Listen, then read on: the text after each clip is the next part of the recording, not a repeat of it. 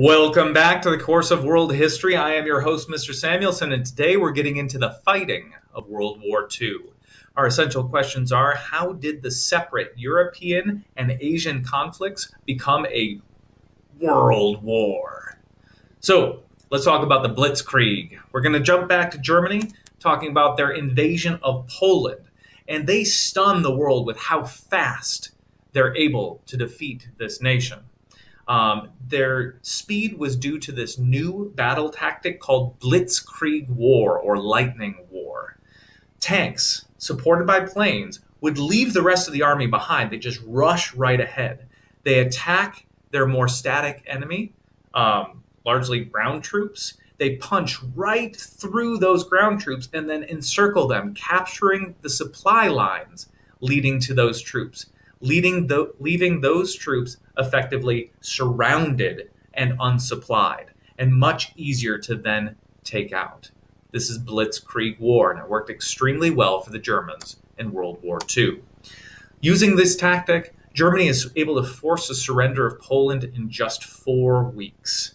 The Soviet Union had joined this invasion about 2 weeks into it, and the Nazis and the Soviets, applying their non-aggression pact with each other, decide to divide Poland into 2 parts, a Nazi-controlled territory and a Soviet-controlled territory. But of course, this does have the effect of giving them a shared border, which will be a source of tension going forward. But now that the Nazis feel secure on their eastern border, remember non-aggression with the Soviet Union, they turn the full force of their army to the north and the west, starting with north. Hitler's armies rested and waited during the winter of 1939-1940. It's not easy to fight war in Northern Europe in winter, but they launch into action in April.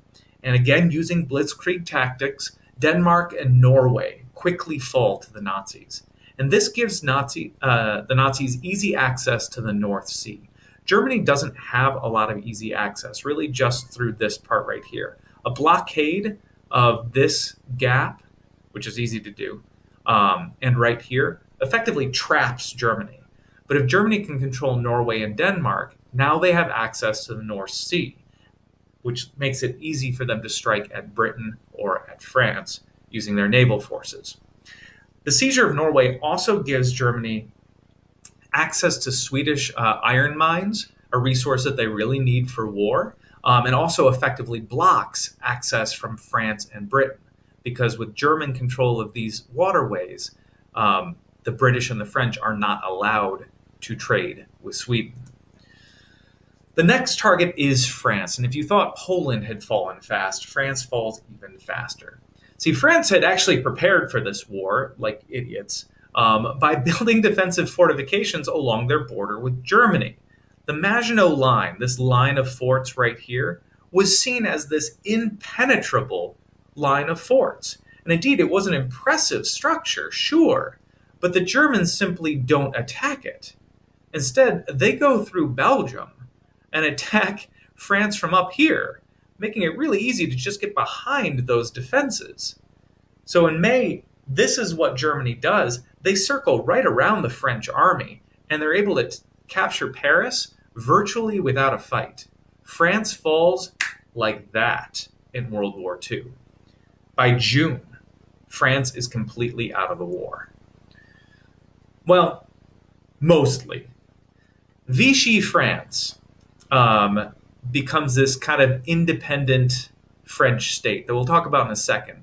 But I do want to highlight that this area up here, northern and western France, does fall under direct Nazi rule. If we go back a slide, we can see right here, Adolf Hitler standing by the Eiffel Tower in Paris. That was Nazi territory. But not all the French Empire fell. Vichy France, right here, was controlled southern France and France's colonial empire. So when Japan is fighting to capture French territory in Southeast Asia, it is Vichy French territory that they are fighting to capture, not Nazi French territory. The Vichy leadership does sign an armistice with Nazi Germany. They agree not to join the Allied powers. They're not going to be an ally. They're not going to fight against Germany anymore. And Germany, in exchange, promises not to invade France itself. Although they did have to give up some territory to Italy, because if you're going to be, Germany's buddy in this war, you're going to get a little bit out of it. While nominally independent, Vichy France was regularly coerced by the Germans, and in many ways later in the war, they do wind up aiding the Nazi efforts. All right, the Battle of Britain comes next. After France has fallen, Germany turns their attention to Great Britain, trying to take out this one last power fighting against them, because at this point, it really is Nazi Germany which controls most of continental Europe, with their ally Italy fighting against Great Britain. Great Britain's it. They're the last ones. Now, a naval invasion of Britain does require first gaining air superiority over the English Channel. The British Navy is still the real deal. It is a good navy, and they are going to fight. So you've got to get air superiority to take out the Navy, to then send your own ships across the channel to land troops. So if that's what you got to do, you've got to take out the Royal Air Force, the British Air Force. For 3 months, planes fight over England and over the English Channel. It is a 3-month-long aerial battle. However, the British do use the new invention of radar to their distinct advantage. When they apply this technology, they're able to, over time, learn where the Germans are coming. So even though Germany had far more planes at their disposal early on in this battle, the British could use their planes more strategically and always make sure that they had air superiority whenever the British were attacking. Whenever the Germans were attacking. Over time, the German losses simply became too heavy. They were losing too many planes during these raids, and by October, the invasion of Great Britain is effectively canceled. Germany realizes that they cannot gain air superiority, which means they cannot take out the British Navy, which means they cannot send troops to Britain. They can't invade. So what are they going to do with this massive army? Well, they're going to use it, and they're going to use it on a friend. Hitler believed Britain was holding out in the hope that the Soviet Union would join the war. He wanted Britain to join his empire. Okay? And he believed that they would do this if they just gave up the hope that they could one day possibly win. If the Soviets were giving them that hope, Hitler hoped to end that threat. So to shatter British morale, he ordered a surprise invasion of the Soviet Union. This is Operation Barbarossa. The Soviet Union this time is actually distracted in a losing war against Finland. The Soviet Union had invaded Finland to try to capture them and were unable to do so. Nazis see this as incredibly weak. If the Soviet Union can't take out Finland, then we can easily take out the Soviet Union. And so they invade.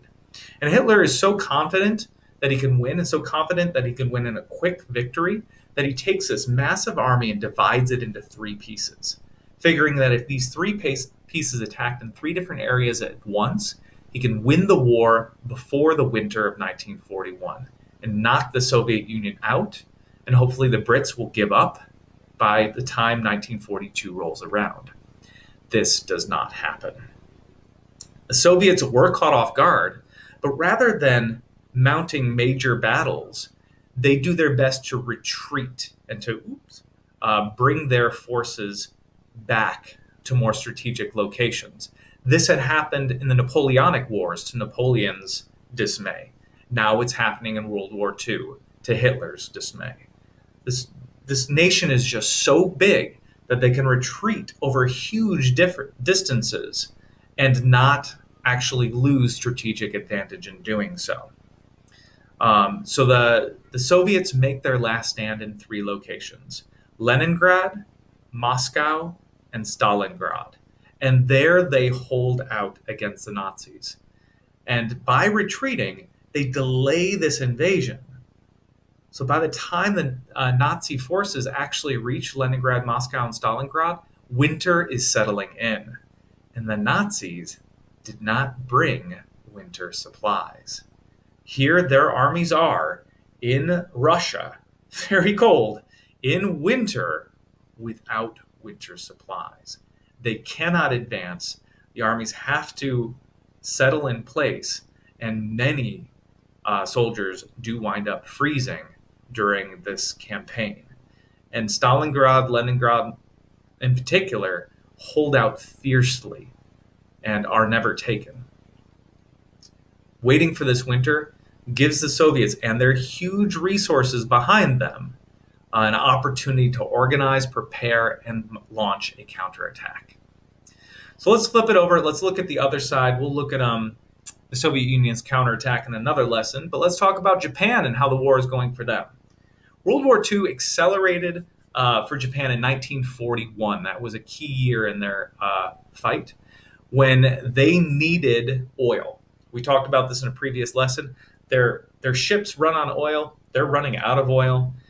And this will eventually lead them to attack European colonies to get the oil and American colonies to hopefully, from the Japanese perspective, keep America out of the war. The only military threat did lay in the United States entry. And Japan knows if they attack the French and British colonies, there's a good chance that America will declare war on them. So, to cripple the U.S. before the U.S. is ready for this, Japan launches a surprise attack on the American fleet at Pearl Harbor. These are photos from that strike. This strike, December 7th, 1941, does not cripple the American fleet, does a lot of damage to it. But by the poor luck of the Japanese, a huge part of the fleet was actually out in the ocean doing exercises, and the Japanese were only able to attack a part of the fleet that was left behind. So the attack fails to destroy the entire fleet, but it does do significant damage, and the Americans cannot respond in the Pacific War right away. Plus, on that same day, Japan attacked both American and British colonies in Southeast Asia and overwhelmed defenders. America was in control of the Philippines, had colonized the Philippines, but the Japanese attack there is overwhelming, and America cannot send reinforcements. They cannot send backup. So the American forces there will lose control of the Philippines. Actually, a number of them are captured and marched to prison camps on something called the Bataan Death March. And a lot of American soldiers were killed during that march to a prison camp.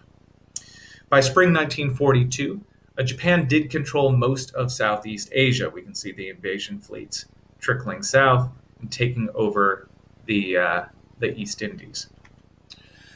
So Japan's goal, as we had discussed before, is to create this hegemony over East Asia. That is, to throw out all the colonizing powers and become the new colonizing power.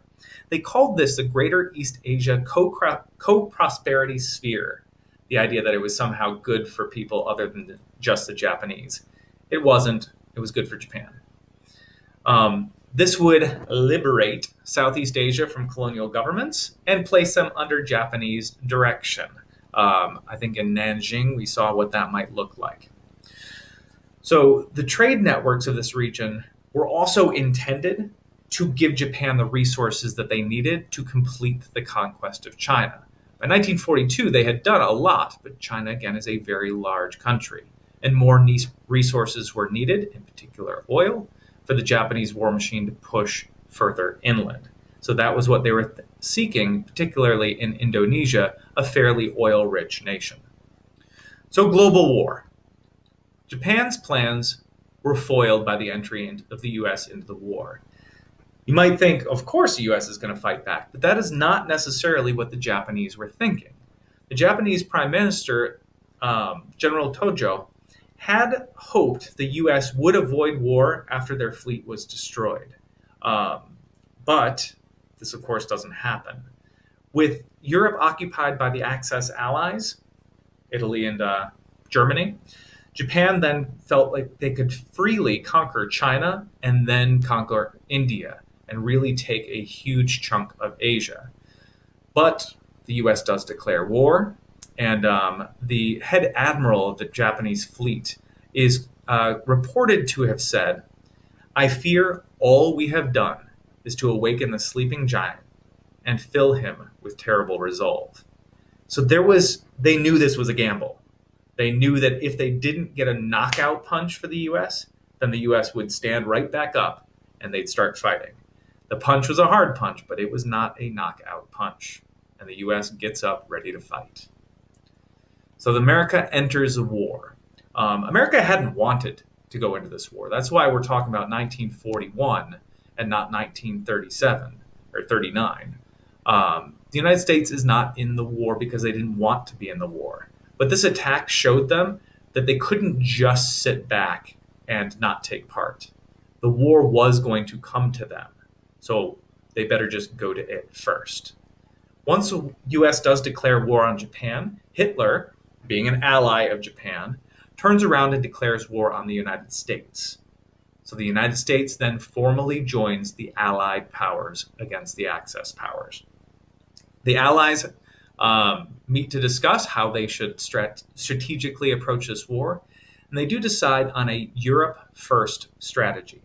The strategy to destroy the Nazis and free France and Britain so that France and Britain could then assist in the war against the Japanese. And importantly, the Soviet Union, because the Soviet Union will actually be the only one to assist the U.S. in any significant way against the Japanese. That is all for today. We'll get into a lot more of this next time. I hope you enjoyed this and that you learned a thing or two, and I'll see you next time. Farewell.